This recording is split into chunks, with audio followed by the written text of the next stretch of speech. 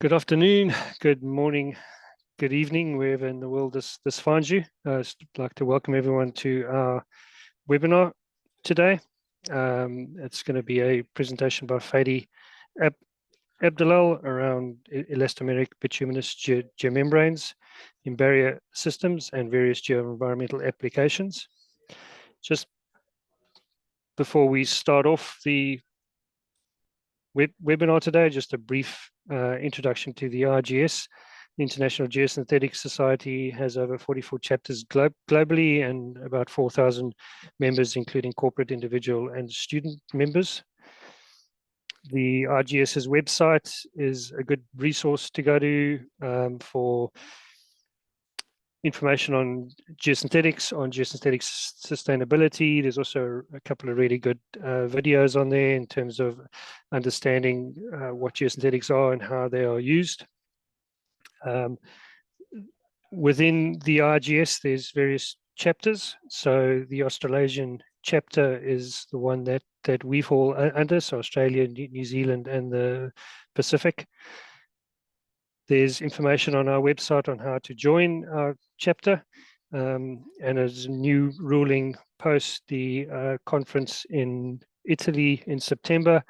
If you join your local chapter, it's cheaper than if you join the IGS directly. So that's something to look into if you are thinking about joining. We have a webinar library. As you can see today, we're on, I think, number 38. So there's all of those are recorders and I think are a really valuable resource to go back on and watch, presented by eminent people in their fields and covering all sorts of topics related to geosynthetics and their use. Also got some exciting news after the successful GeoANZ1 conference in June 2022 in Brisbane. That conference is going to be happening again in July 2024 in Melbourne this time. We've got a bunch of exciting keynote lectures, and it will be the inaugural Malik Bouaza lecture, which will be delivered by Professor Kerry Rowe, and he's going to be talking on geoenvironmental implications of PFAS in landfills. As per usual, if you require a CPD certificate, those will be sent through to you, signed off by the secretary. And then on to today's webinar, because you guys don't want to listen to me. We're very privileged today to have the inputs of Dr. Fady Abdelaal, who works out of Queen's University in Canada. I said to Fady, I'm not going to read his whole CV, because if you want to find out what he does, I think get hold of him on LinkedIn, and we also want to give as much time to him today as possible. We'd like to thank today's sponsor, Solitanche Axter, and they're going to be giving us a short case study up front, and then after that, Fady will carry on with his presentation. So without any further ado, I'm going to stop sharing and ask Rob to jump in and go through his slides.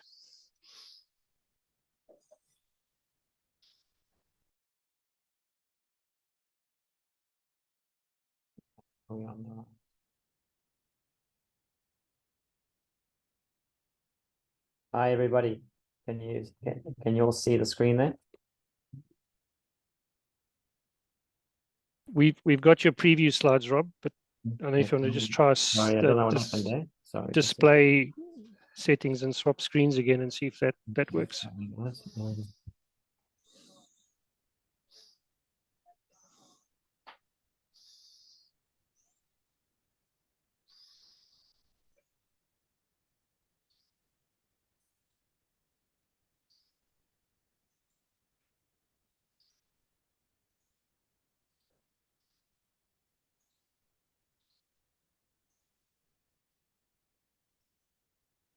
Yeah, it's fine. That's your PDF though, Rob. But are you? I can talk to the PDF. Yeah, that's. Here we go. Okay. Thank you, Jonathan, and thank you, Sue, and also thank you, Fady, for being up so late at night to be participating in this event. As the ACIGS Platinum member, AXA Australia is very proud to sponsor today's technical presentation on bituminous geomembranes. Just on the screen there, you'll see some of the interesting big BGM projects that are happening here in Australia. So I'm just going to move on to the next slide. Sorry. All right. So I'm just got 5 minutes here just to give a quick introduction and share some technical things before Fady goes into the details on his testing. We'll just typically show you the typical structure of a BGM, some large examples of BGM projects. We'll just touch on the innovative high friction angle bituminous geomembranes, which have been used quite extensively on very steep applications. We'll look at some long-term testing, and just to state that we're very, very happy with all the testing that is getting done and the sort of interest shown in BGMs. We think the product is fantastic. And we obviously, there's always ongoing improvement, but the independent testing is really good because it helps us to improve the product and go into the future. On the bottom right-hand side, you'll see some, that's just a picture from the recent IGS conference in Rome, and you can see the interest from the crowd there. Just go down, sorry, this is not, okay, sorry. Just firstly, we always say that no geomembrane is suitable for every single application, and we definitely suggest a detailed engineering assessment of each major project, but certainly BGMs offer a wide range of benefits for challenging projects. And on the right-hand side, you can see the sort of typical layout of a BGM. It's not just a piece of plastic, it's got a whole lot of different components. It's got the internal reinforcement, it's got the bitumen, and that's just not just normal bitumen, it's bitumen but with SBS elastomers in it, and also calcium carbonate, which stiffens it up. So all these things, you can alter them, you can put different reinforcements, different types of types of components in the mix there, depending on what you want to achieve from the project. So if you need extra heat resistance, those things can be done, but generally you'll see that the heat performance of a BGM is relatively good. And if you have a look at the bottom right hand side, you'll see that's a project in South Australia. It's a copper TSF, which is actually owned by BHP now, but you can see how straight those panels are, no wrinkles in the very high heat. And as you know, there's no, with the wrinkles are causing stress cracking in the long term. So that's, reducing one of those risks. BGMs are also used on very steep slopes, and there's a lot of projects with 1 to 1.75 horizontal to 1 vertical. There's steeper projects than that as well here in Australia, which have been very successful. The BGMs have very good high wind uplift resistance, and this has been, well documented by Professor Giraud over all the years, and that's a really good advantage for BGMs. They also have very good puncture resistance, so that's obviously reducing time of subgrade preparation, also giving you a lower factor of, a lower risk factor on your site from damage. The one other thing on the BGM is the specific gravity is 1.27, so it's heavier than water, so you don't need as much ballast and to hold down the membrane, not like other polymeric membranes, which are like 0.94, so they will float upwards. All right, I'm going to move on to the next slide. Here's just showing an innovative type of BGM that's been used very extensively here in Australia. Some of you may know this, but some of you may not. These are called high friction angle HFA variants. And effectively, when you are deploying these on the slope, you pull away a like a siliconized membrane, plastic sheeting on underside, which is shown in that's a white material in that picture. and that gives you like a sticky surface on the underside. So that's helping contribute to your interface friction on the subgrade. Obviously, that still gets locked into the anchor trench, which you can see there. But that slope is a very, very steep slope. It's 1.3 to 1. And that's been very successful. It's gone through multiple lifts on this big tailing storage facility in the Pilbara. I'm just touching on all these things very briefly because we've just got 5 minutes, but just to give you some sort of indication of the types of projects that are going on with BGMs here in Australia. And I'm focusing on Australia, but obviously they're used in many other projects around the world. But here's a picture of a project in Queensland. It's got 1 million square meters of BGM in it. It's Queensland's largest gold tailing storage facility.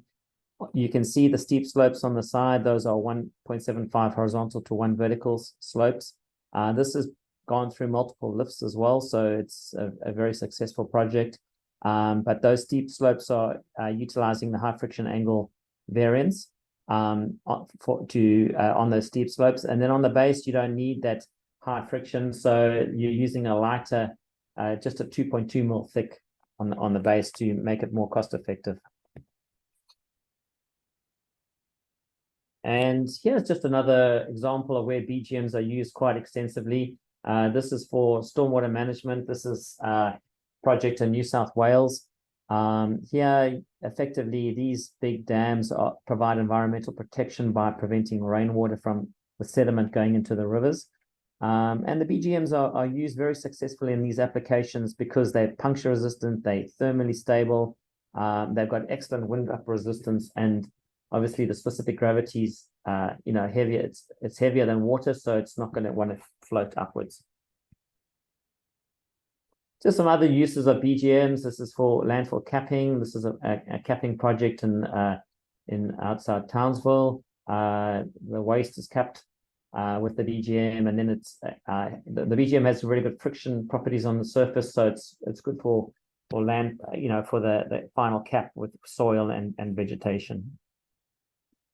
BGMs have been around for many years, more than 30 years, and they've been tested on some long-term projects. Just showing you some like a variety of different tests that have been done over the years on some of the long-term projects. But as I say, we like external testing that helps raise the bar for everybody, and so we appreciate external testing as well as we'll do our own testing. On the top right-hand side, you'll see the BGM performance with PFAS that's conducted this year or completed this year. So very, very favorable to the BGM there. There's also been some long-term studies of, in acidic solutions for 3 years conducted in Canada, external testing as well. And then on the bottom right-hand side, you'll just see the interface friction testings, which is obviously an important part of projects. So we do our own testing, but we really like the sort of work that Fady has been doing, and it helps to raise the bar for everybody. And the reason why is that, we can do lots and lots of different types of modifications to the membrane as well. As I mentioned earlier, you can put different types of elastomers. The standard one used is SBS, but you can also use other types of elastomers in there to give different properties. You can change the calcium carbonate properties if you want to make it stiffer. That's so you've got more heat resistance. You can also use different types of internal reinforcement if you need. It's typically polyester, non-woven, like a geotextile, but you can actually adjust it, and we also use thermally bonded materials. You can add extra coatings on the top. We have like these aluminium like painting, which gives you high UV resistance if needed.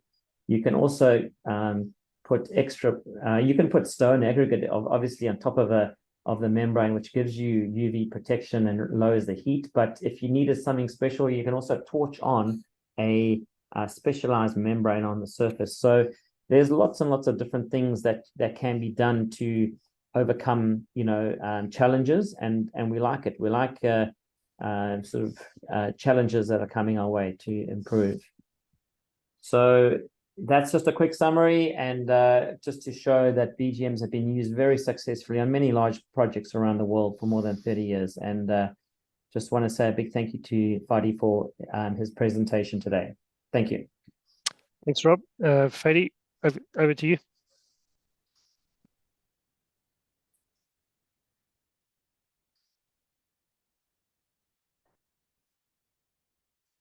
Thanks, Jonathan. Thanks, Rob.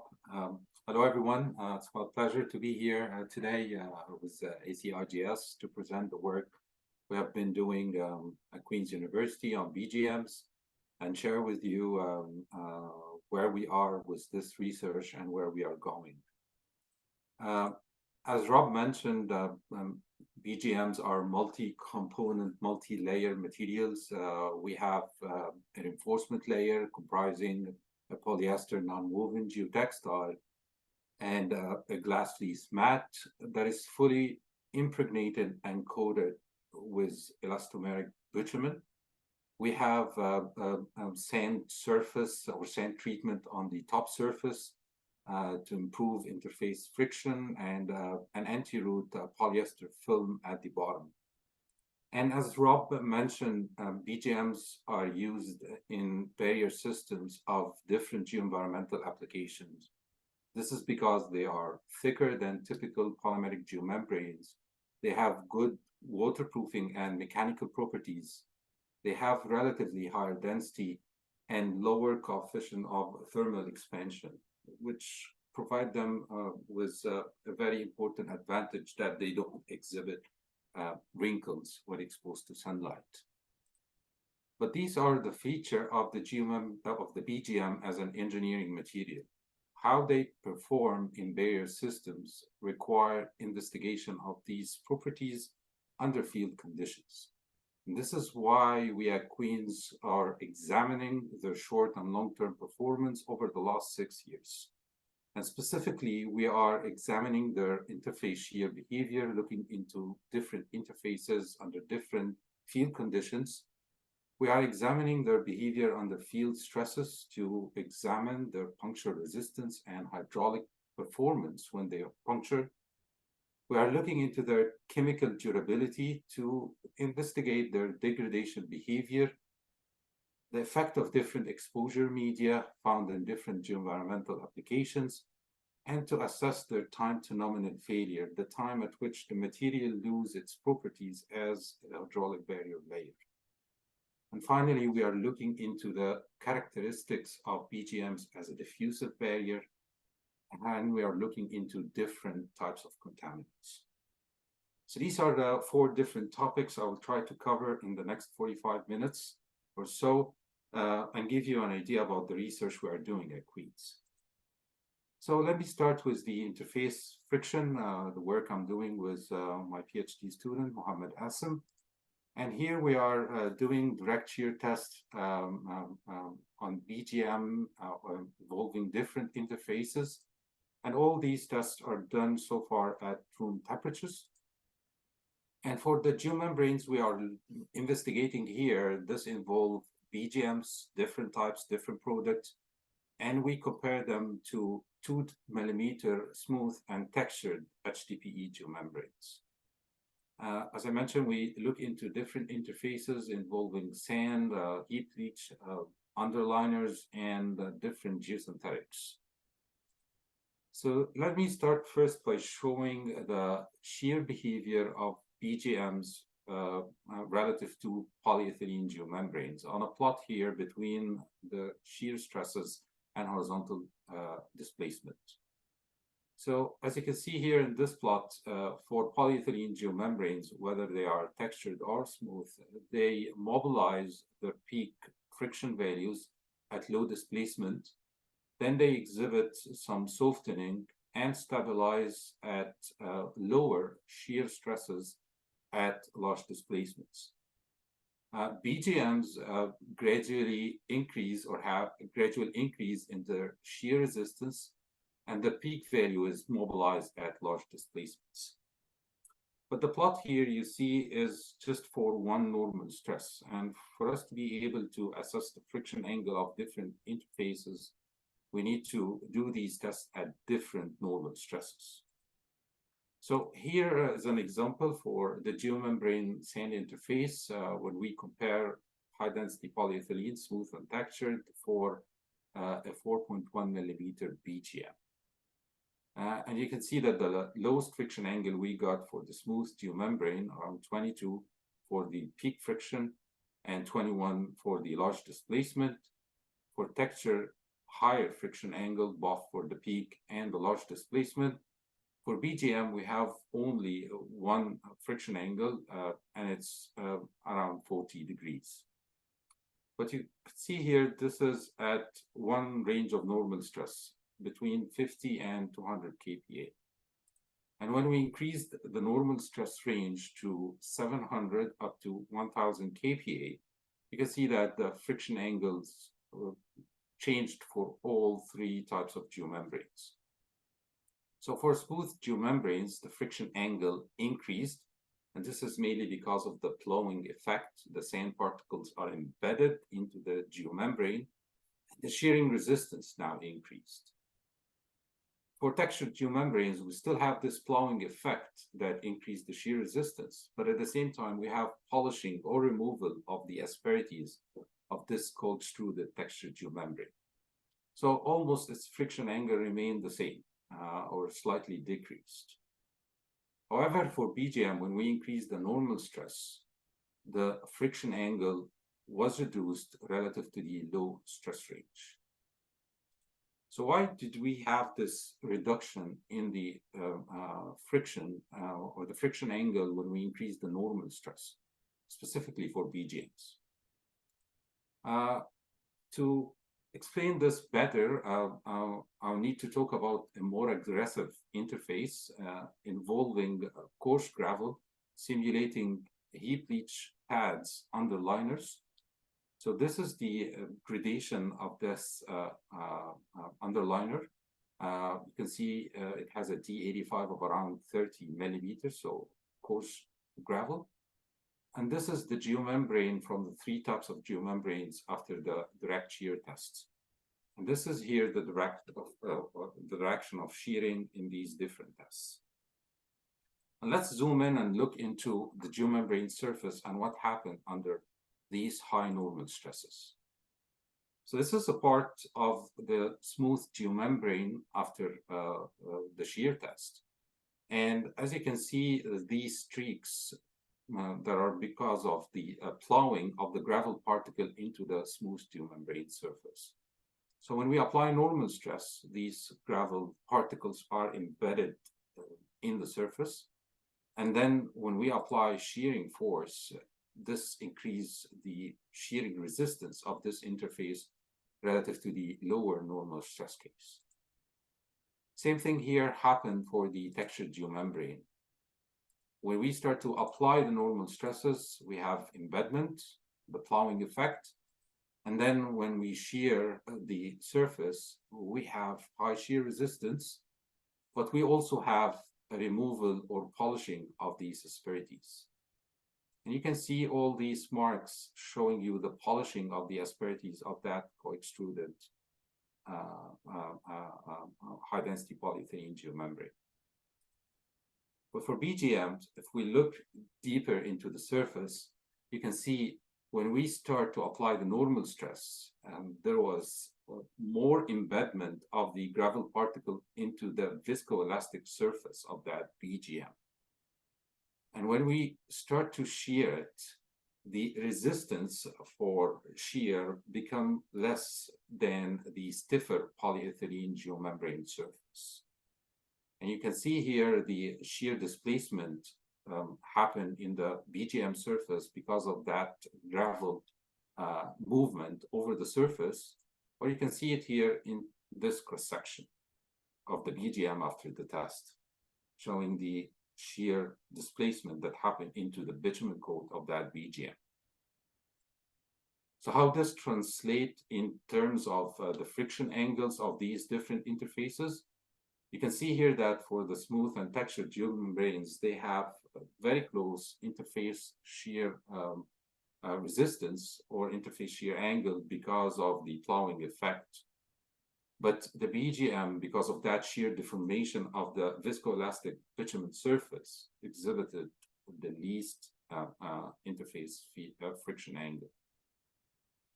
So as you can see, although the BGMs are formulated with this roughened surface, sand surface to improve the interface shear, under different field conditions, materials in contact with the BGM or different ranges of applied normal stresses, they can have higher or lower friction angles compared to HDPE geomembranes. So these cases need to be assessed based on the field condition to qualify the performance of the liner for that specific application. So I spoke about shear stresses. Now let's move on to the normal stresses. And this is the work done by Matt Clinton and Kerry Rowe at Queen's. And to assess the physical performance of BGMs, we need to go large scale. And at Queen's, we have these pressure vessels you see in this picture called the Geosynthetic Liner Longevity Simulators, or GLLSs, that we can build with the field configuration, the same material used in the field above and below the geomembrane, and apply different normal stresses. So in this study, Matt examined the physical performance of 4.1 millimeter BGM under 2 MPa overburden pressure and tested different heap leach pads, overliners, and underliner materials. He conducted these different GLLS tests, and from them, he can get an idea about the puncture resistance of the geomembrane, the tensile strains, and also the leakage through the BGMs or any type of geomembrane. Just before showing you the results, these cells are 60 centimeter in diameter, almost half a meter in length or in height. So to bit of a conversion of the number of holes that can be induced in this test in terms of field scale, one hole in that 60 centimeter GLLS sample resembles 51,000 holes per hectare. It's just a bit of conversion to the results I will show you in the next few slides. So the first results I want to share from Matt's work here is a comparison between a 1.5 millimeter HDPE geomembrane and a 4.1 millimeter BGM under 2 MPa of overburden pressure for different overliner and underliner materials. So Matt started with a very aggressive case, very aggressive heap leach pad, underliner and overliner. And this is similar to the gravel particles that I showed you in the interface shear part. And in this case, you can see this is the BGM sample after the test. All these shiny parts show punctures in the BGM. And these are the number of holes he got in the 4.1 millimeter BGM and the HDPE geomembrane after we convert them into holes per hectare. So you can see for that very aggressive case, we had excessive punctures, but the punctures in the HDPE geomembranes were 10 times less than the BGM. In his second case, he used a slightly less aggressive underliner, a gravelly compacted till. And in this case, he still got punctures, but he had less holes for both HDPE and the BGMs. So in these two cases, we have different number of holes in the two liner materials and different tensile strains developed under such normal stress. The third case saw less aggressive underliner. He used dense silty sand with no gravel. Same thing under 2 MPa, but in this case, there were no punctures in both the BGM and the HDPE geomembrane. And because of this less aggressive underliner, he got peak strains around 13%. In his last test, he used clay under the BGM and the HDPE geomembrane. And in the same case, he didn't get any puncture in both materials, but the peak strains were as high as 30%. And still, in these two cases, he didn't get any puncture in the BGM and the polyethylene geomembrane. So these cases show you a similar pattern of puncture resistance, no hole, and the same peak strain for both materials. So these results tell you when we use our geomembranes with less aggressive subgrades, when we spend enough time in preparing these subgrades, there's a very big chance that they would survive strains even as high as 30% or even under high overburden pressure. But if we use our geomembrane in such aggressive condition, no matter what was the geomembrane type, they will exhibit excessive punctures. But one thing I should note here is that we should consider that the gravel particles in BGMs are embedded into the geomembrane, which is a case that doesn't happen with plastic liners. And to count the number of holes in the tests you've seen in the previous slide, Matt needed to unplug these embedded gravel from the BGM and start to visually inspect them to see if there is a full penetration or not. And this actually raises a very important question. Does the viscoelastic bitumen coat that we have on top of the BGM seal around the gravel, and hence we do not get a lot of leakage through the puncture BGM compared to polyethylene geomembranes? In other words, does the viscoelasticity of the bitumen that reduced actually its interface shear in the previous part of my presentation will become helpful now to self-seal these punctures? Well, Matt conducted some tests to answer this question. He used the GLLS or these large-scale tests to assess the leakage through different types of geomembranes, BGM versus HDPE. And for such case, he used the very aggressive underliner and overliner you have seen in the previous slide, just to induce as much punctures as he can, and then assess that sealing effect for the BGMs versus the polyethylene geomembrane. And these are the results he got from these experiments. This is a relationship between leakage in liter per day versus the overburden pressure he applied on such aggressive condition of having that gravel overliner and underliner above and below the BGMs. Just to convert these numbers, the leakage that you see here in liter per day into liter per hectare per day, we need to multiply by 50,000, as I mentioned, and this will give you the leakage you expect in a field scale. So for the BGM test, ramping the overburden pressure from 0 up to 2 MPa, Matt started to see holes in the BGM at overburden pressure of around 250 kPa. Just to give you a sense of comparison, the 1.5 millimeter HDPE geomembrane started to puncture at 1 MPa. But for BGMs, there was no leakage, as you can see from this plot, up to 1 MPa.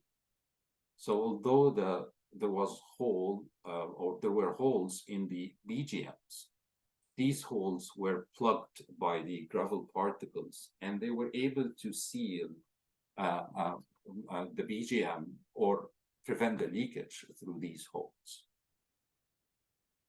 However, increasing the overburden pressure beyond 1 MPa, Matt started to see leakage in his cells.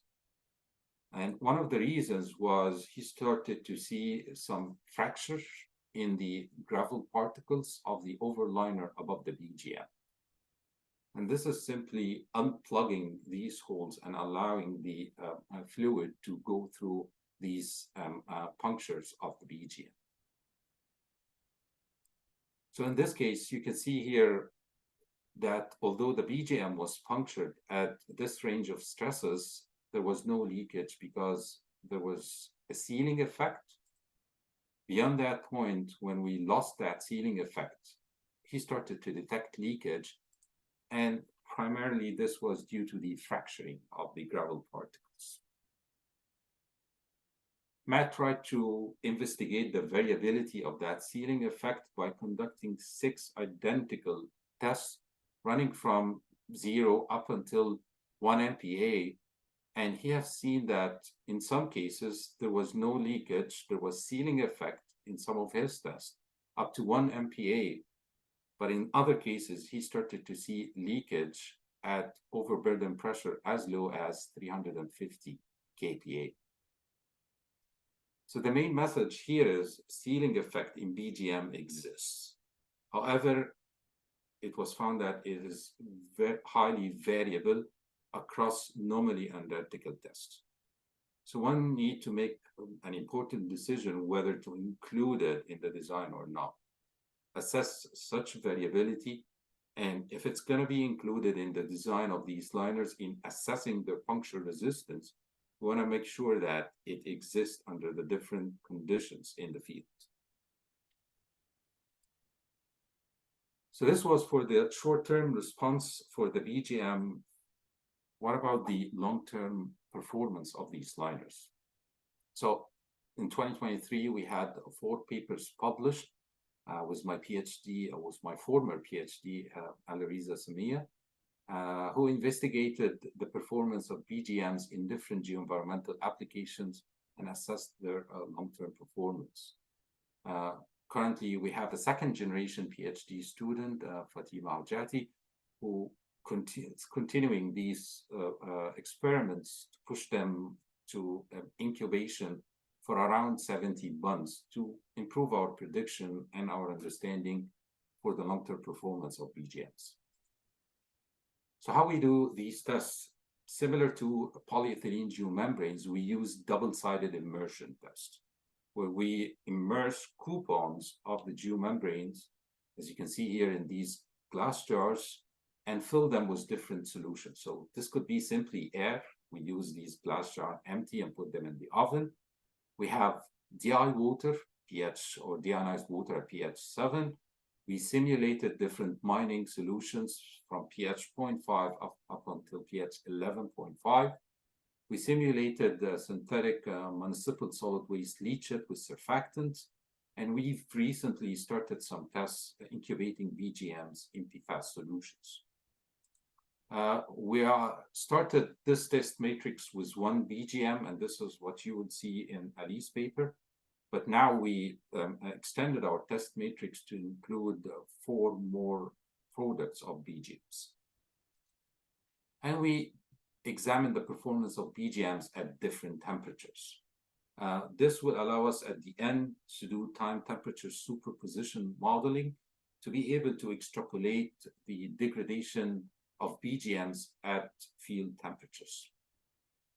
But as you can see from this picture, the exposure condition here of the BGM does not simulate the condition in the field.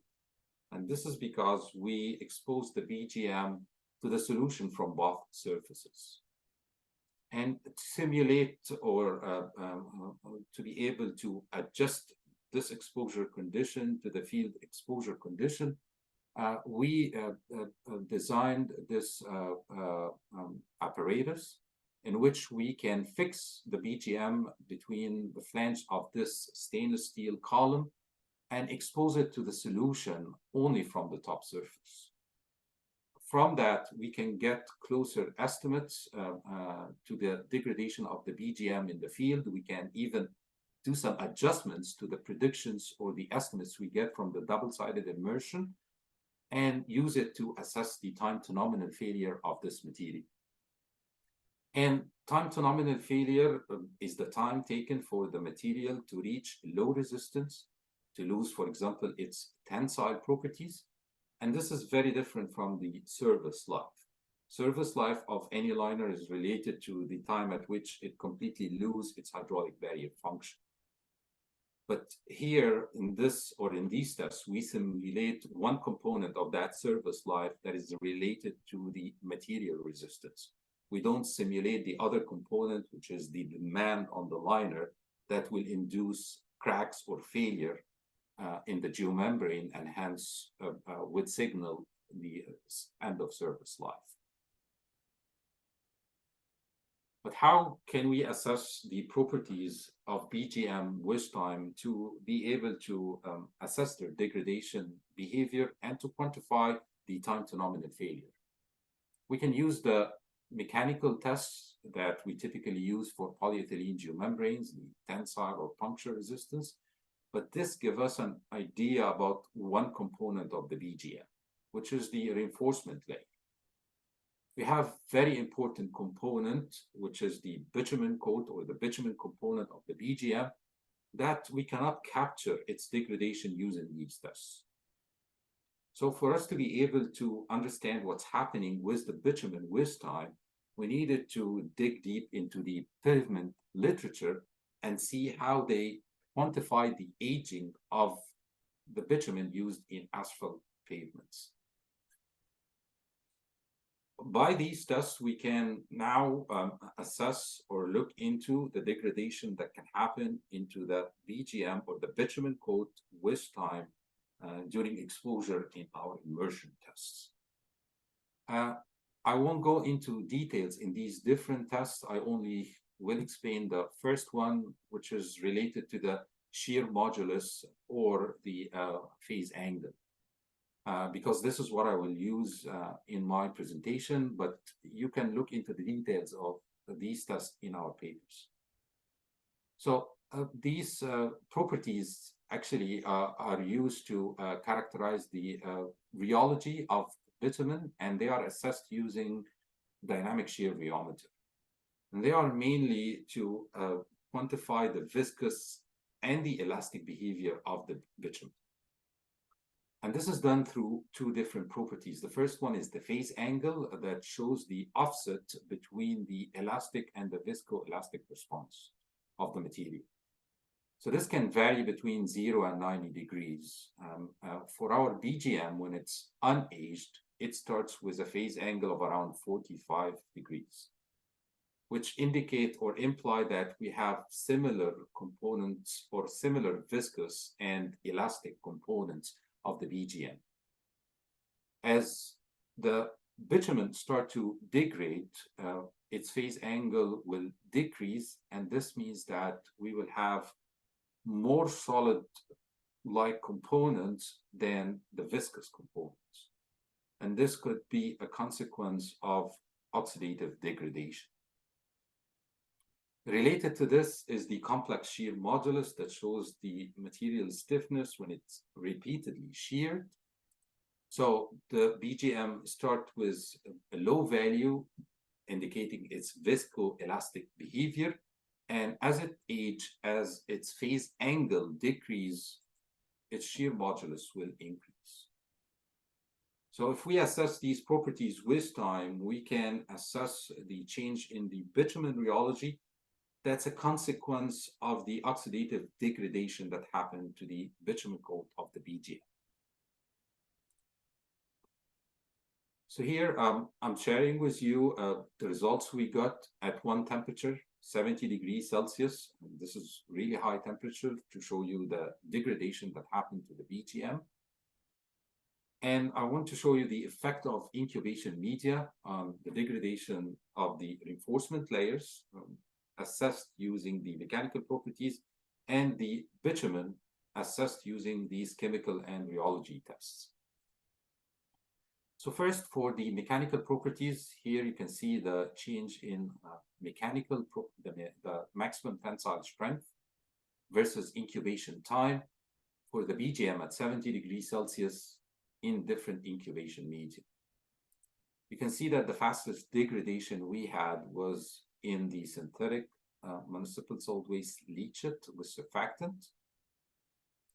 The least degradation in mechanical properties was in air. Even at 70 degrees Celsius for 30 months, we didn't see change in the tensile strength. Water, high pH, low pH solution almost had the same degradation that was between these two extreme cases. So we can look into this plot and say that BGMs from the mechanical point of view do not like surfactants because degradation was fast. And they were okay in air because they didn't exhibit any degradation even at 70 degrees Celsius. But this is one side of the story. To understand the degradation behavior of BGM, we need to look into what's happening to the bitumen coat. And now we are looking into that G star, the complex shear modulus versus incubation time. And as you can see here, for the case of aging BGM in air, where we didn't have any change in the mechanical properties, we have seen the highest degradation in the complex shear modulus of the bitumen coat in this case. There was almost an increase by a factor of 8 relative to the unaged values. Looking into the other solutions, you can see that there was slight degradation in leachate, high and low pH solution that were all close to water. So you can see here from this plot that we need to keep an eye on the two properties, because this gives us an idea on what's happening to the reinforcement layer and what's happening to the bitumen coat. One very important thing we can deduce from these results is that you can see that the degradation here in the mechanical properties in leachate or any other aqueous solution took place while the degradation, or when we had slight degradation in the bitumen coat. And this implies that we didn't need to have significant degradation in the bitumen coat for the reinforcement layer to start degradation. In these aqueous solutions, the main degradation mechanism is the hydrolysis of the polyester nonwoven geotextile. And putting these two plots side by side, it tells you that this happened even when the bitumen coat didn't exhibit excessive degradation. So the next point I want to explain here is we've seen degradation in the mechanical properties and degradation into the bitumen coat. How we can assess the time to nominal failure? What is the value we would use that would mark the loss of the properties of this material? So for mechanical properties in geosynthetics, we typically use the 50% reduction in properties relative to the initial values. And this is what we can use here for reinforcements to get the time to nominal failure based on mechanical properties. But how we can do the same thing for the chemical and rheological properties such as G star? What is our limit here to identify the time to nominal failure or the loss in resistance of that component of the BGM? Well, we've ran these tests long enough until we reach brittleness in the bitumen coat. And we use this value at G star as our limit to identify the loss in the resistance of the bitumen component of the BGM. But let me focus a little bit on this point, the sample at the brittleness that you see here marked with this star in this plot. So this is the sample aged in air at 70 degrees Celsius for around 2 years. And once we get this sample out of the oven, you can see that it looks good, perfectly flat. nothing strange or unusual about it. And we can even take a tensile sample from it and test it. And you can see here in yellow, this is the tensile curve of the unaged material. And this is the tensile curve of the material after 22 months of aging in air. And you can see that the sample maintained its tensile strength, although it exhibited some reduction in the tensile engagement at the peak strength. So the sample here maintained really high tensile properties. Specifically, it maintained 100% of its initial tensile strength. But once we tried to bend this sample, we found that the bitumen coat was brittle, and you can see these large cracks started to develop in the bitumen coat. And these are deep cracks that go through the entire bitumen coat until the geotextile reinforcements. And at this point, the measured values of G star, or the chemical and rheological properties, were around 620 for the G star, and the phase angle was reduced from 45 degrees to 20 degrees. So we can use these values at brittleness to mark the time to nominal failure if we are only talking about the bitumen coat. The next important question here is, does the BGM at this point lose the hydraulic barrier function or not? You can see, although these are deep cracks, they are not fully penetration cracks, and the bottom side of that BGM is still intact. To examine this, or to answer this question, we needed to do some permeability tests using this highly aged sample and compare it to an unaged BGM sample. So we have a dye that we can put it here through the inflow, and the only way we can have leakage in that test is when we start to see the dye coming out from the outflow. And for this case, for the aged material, we have tried to bend it with different angles to see how these cracks could affect the leakage through the BGM. So the case here, the first case we tested so far, where we aggressively bend this BGM to open these cracks, and then we put it in these permeability tests. For the unaged material, we did the same bending, but we cannot induce any cracks because the material is still in its pristine condition. So you can see here, this is the test after some time for the aged material with these aggressive cracks that we induced by bending the sample. And you can see that we started to collect some outflow, signaling that this material has lost its hydraulic bearing function. We have done some tests when the BGM was aged to that brittleness point, but it was completely flat in these hydraulic conductivity tests. And we've ran these tests now for around 2 months without having any leakage.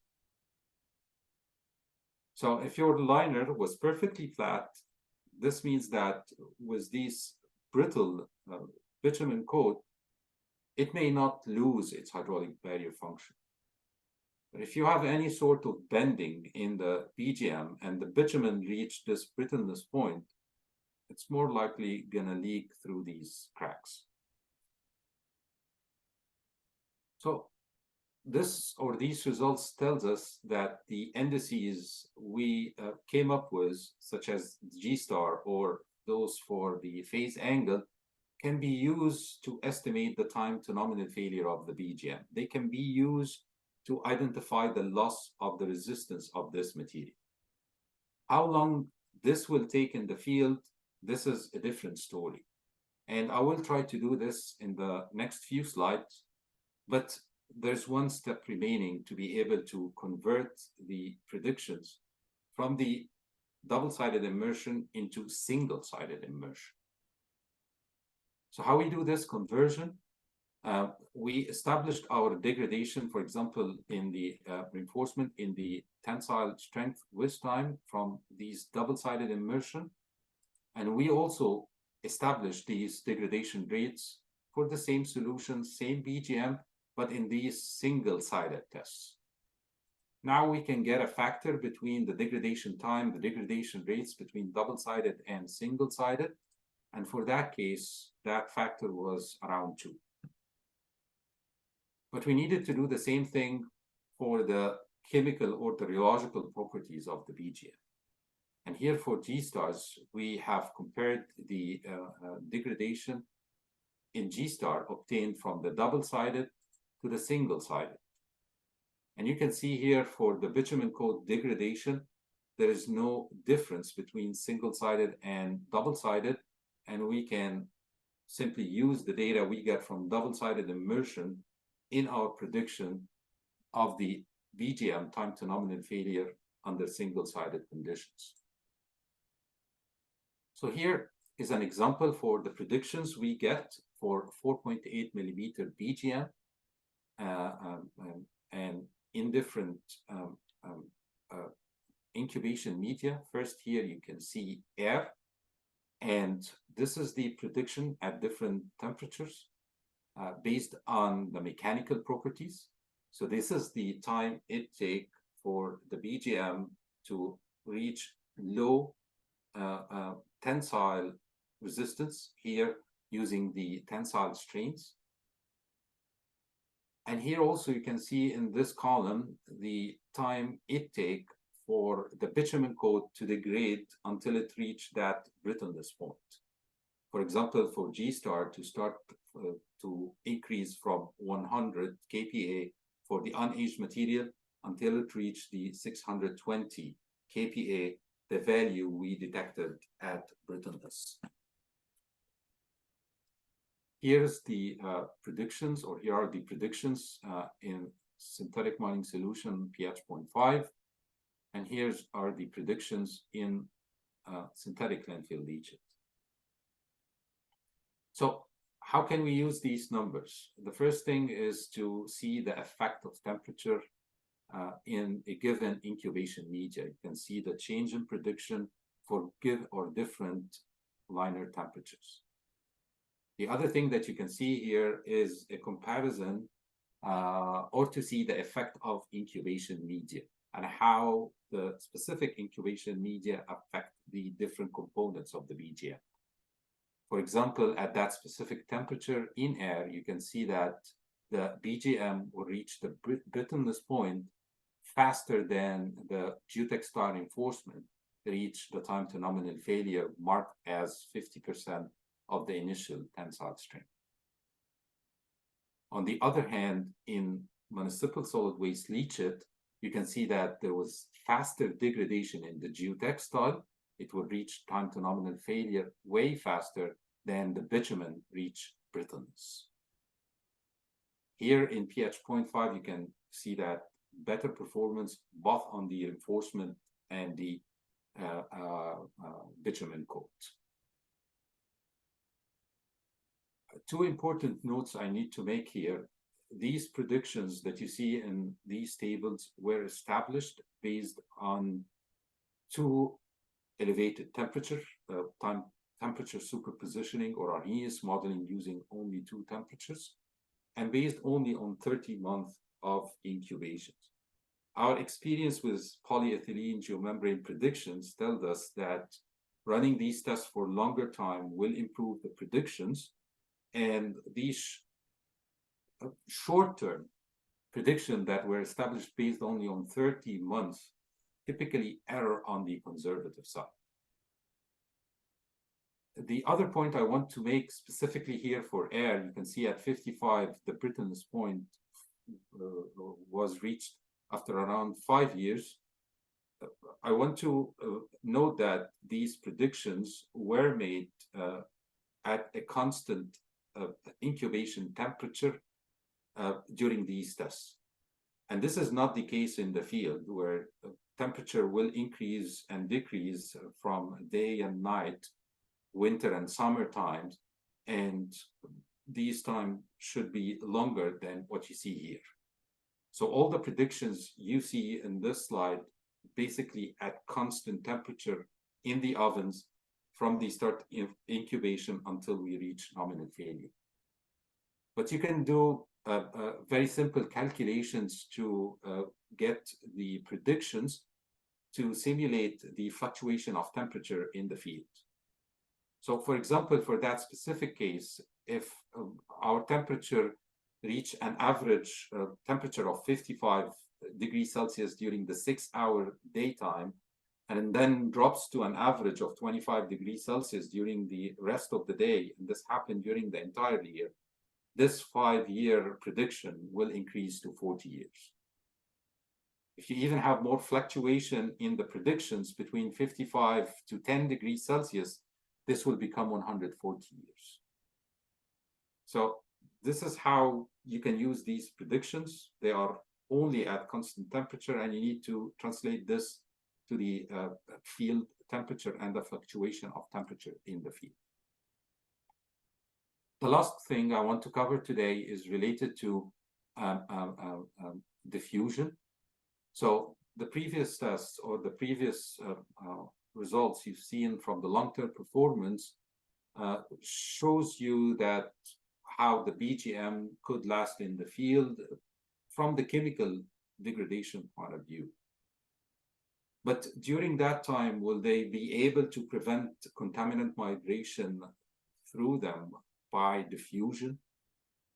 My Ph.D. student, Antara Arif, examined this point for BGMs, and diffusion is the movement of molecules from regions of high concentration to a region of lower concentration. And to test it, we use these double compartment stainless steel cells, where we can spike the source with a specific concentration from a specific contaminant and let it diffuse over time through the geomembrane to the receptor zone. And by modeling the concentration change in the source and the receptor compartments of this test, through some modeling, we can deduce the diffusion coefficient of specific contaminant through a specific geomembrane. For BGMs, we have examined different contaminants, but I will show only results from BTECs, benzene, toluene, ethylbenzene, xylenes, as an example of the volatile organic compounds found in landfills. So our first attempt to examine this issue was to get two cells, put one with HDPE geomembrane, another one with BGM, and start to compare their diffusion coefficients. So you can see here, this is for the HDPE geomembrane, the change in source concentration with time almost reached steady state within 80 days gradually. But for BGM, there was a fast decrease in concentration, and it reached that steady state or stabilized at low concentration after a very short time. Looking into the receptor zone, you can see here for the HDPE geomembrane, there was a gradual increase in the concentration until we reached that steady state. But for BGMs, there was very slow increase in the concentration of benzene in the receptor zone, even when we monitored that test for around 1 year. Almost in these tests, we couldn't detect the benzene in the receptor zone. So these y-axis scale could be a little bit confusing because they are different, but you can see here in HDPE geomembrane, we reach a receptor concentration of around 35% of the initial concentration. In BGM, we couldn't detect more than 0.015 normalized concentration relative to the initial value. So this imply, or at this point, we realize that we are dealing with a complex case for BGMs. And this is mainly because of their multi-component structure. BGMs have different layers and we do not expect them to behave or to have the same behavior as monolayer polymeric geomembranes. So we needed to do our tests by working on these different layers. We tested the bituminous component of the BGM on its own, so everything except the polyester backing film. And we needed to test that PET film on its own in the diffusion tests. And here are the results you can see for the modified BGM, the bituminous component. You can see that the benzene started to diffuse quickly into that bituminous component, and we quickly started to see the receptor or concentration in the receptor. However, things were very slow when we are looking into the PET film. There was slow decrease in the source concentration, and there was a very low concentration of benzene in the receptor zone. So this tells us that the benzene or the other BTEX compound can easily diffuse into the BGM, but they are held at the PET film. The difficult part of this that we cannot come up with a single diffusion parameter of BGMs because of that multi-component nature, and thus we cannot compare it to other polymeric geomembranes, for example. The only way to compare BGMs to other geomembranes is to establish a hypothetical field case, a landfill liner, a vapor barrier, for example, model the BGM as a two-layer system for the bituminous component and the PET film, and then compare that to polyethylene. And this is what we get for a vapor barrier case when Antara modeled it with different geomembranes, including BGMs, and measured or calculated the peak concentration in air for these different diffusion vapor barriers. So you can see here, this is the case for the BGM. This is the concentration or the peak concentration in air for BGMs. And you can see that compared to PVC, LLDPE, or HDPE geomembrane, we had better performance. The peak concentration for PVC, for example, was 540 times what we got using BGMs. The only type of geomembrane that outperformed the BGM was the co-extruded LLDPE EVOH geomembranes. And this is talking about VOCs. I know I'm slightly over time, so I'll conclude very quickly now. We've looked into this presentation about the interface shear behavior of BGMs. And as I showed you, the interface shear angle depends on the field conditions we simulate. We cannot generalize whether BGMs are better or underperforming compared to polyethylene geomembranes. We need to test them in the field conditions. For the physical response, everything else is the same. The 4.1 millimeter BGM had more holes than a 1.5 millimeter HDPE geomembrane. However, the leakage can be higher or lower for the BGM than the HDPE geomembrane, and this is mainly because of the highly variable sealing effect. Talking about durability, I showed you in this presentation that the components of the BGM can degrade at different rates. We can have different degradation rates for the bitumen coat versus the reinforcement layers.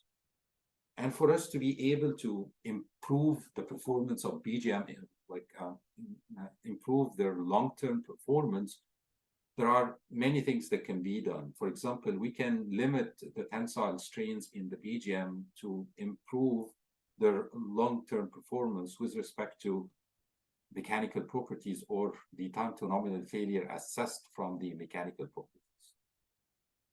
Better geotextiles could be used with higher resistance to hydrolysis because that's the main degradation mechanism of BGMs in different aqueous solutions. Thermal protection, for example, by using soil protection over the liner, could limit the effect of temperature and increase the time to nominal failure in the field, talking about the reinforcements. For the bitumen, as Rob mentioned, there could be more improvements in the bitumen code to improve the resistance to elevated temperatures, UV, and this will improve the long-term performance of the BGM overall at the end. In terms of diffusion, we have seen that the BGMs performed well as a diffusive barrier when talking about volatile organic compounds, and it was only outperformed with co-extruded EVOH LLDPE geomembranes. And this performance was mainly related to the polyester film at the bottom of the BGM. Just a few final comments. One thing we need to consider that all liners have their limitation and advantages. And sometimes a good design can overcome some of the material limitations. But we need to know these limitations to be able to come with good designs.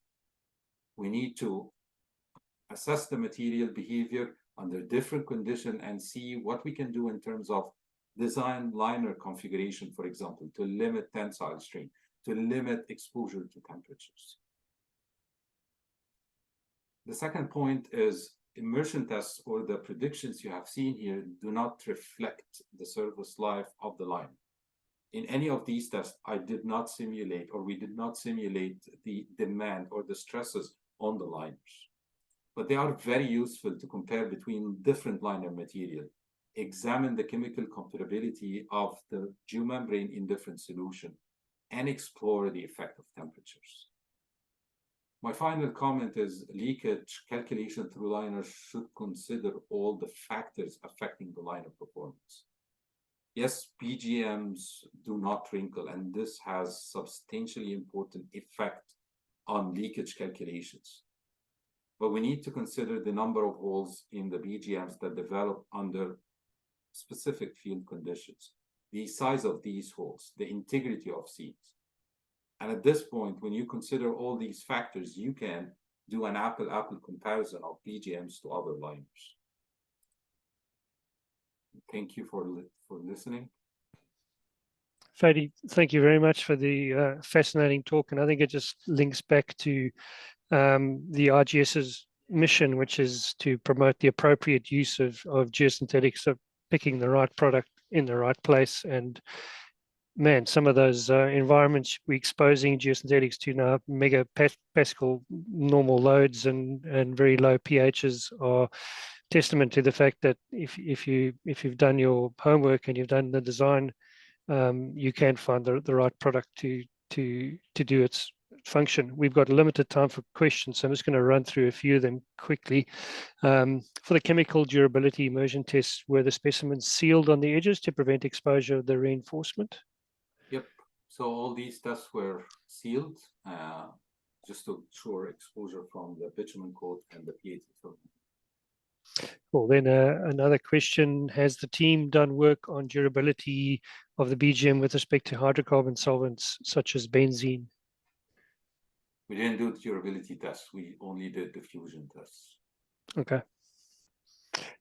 If anybody else has any questions, type those into the Q&A box and we'll get those through to Fady and he can respond to you. But Fady, I just want to say thank you very much for giving us your time, and again for presenting the work that you're busy doing. I mean, the real value of these types of presentations is we can get access to a lot of the work that you're doing before it's even formally published in journals or in conferences. So it really allows people to get a glimpse of what's going on right at the cutting edge of research, which I think is really valuable, especially for people who are working in the field. So yeah, thanks very much. And if there's nothing further, I'd like to say thanks to everyone for attending, and yeah, put your questions in the Q&A box. Thanks all.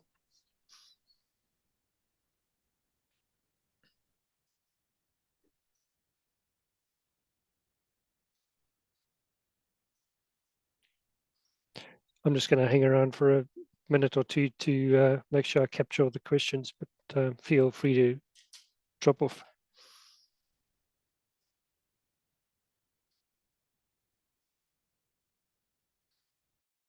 Thank you, Jonathan. Thank you, Fady. Very excellent presentation. Thank you so much. Really interesting. Thanks, Rob. We'll talk again soon. Take care, everybody. Go well. Yeah. Bye.